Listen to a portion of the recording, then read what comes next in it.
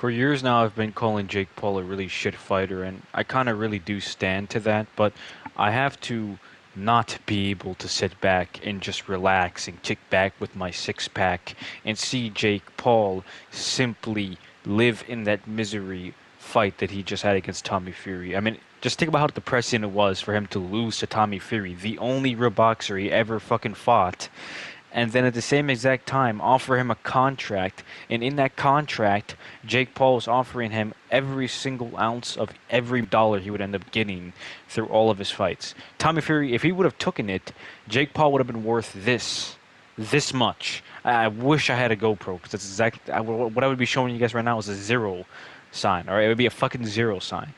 I do feel pretty bad for calling him a really shit fighter. He isn't a really shit fighter, but you could just watch the video or the fight between them if you want. He's not the very best fighter. He's not even in the top 100. I wouldn't even call him a very good fighter.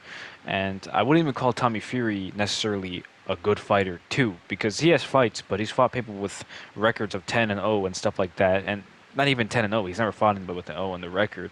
He's not exactly too good himself. But when you look at somebody like Jake Paul, it's sad that somebody that has been extremely hyped up around the boxing community to the point where he's literally made Conor McGregor's eyebrows twitch, and you could tell he got him pretty pissed off, ended up losing to a boxer that isn't really a good boxer. And I say that with the deepest respect I can for Tommy Fury because I like Tommy Fury. I think he has a lot of potential in the boxing scene, but I don't personally think he's a good boxer, and that is my own objective or subjective, excuse me, opinion.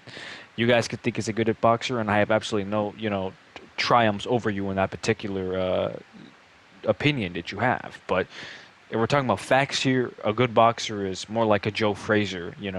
Joe Frazier isn't in the top 20 if we're really talking about statistics here, but he's a good boxer, and from his time, he was the best boxer. How do I see the future fight between KS and Jake Paul going? To be honest with you, I don't even like KSI anymore. After his loss, or after Jake Paul's loss against Tommy Fury, he immediately tweeted out that Jake Paul was trash and Tommy Fury was trash, completely and utterly de-announcing the entire fight between the two, which is just so stupid because the fight was actually really entertaining.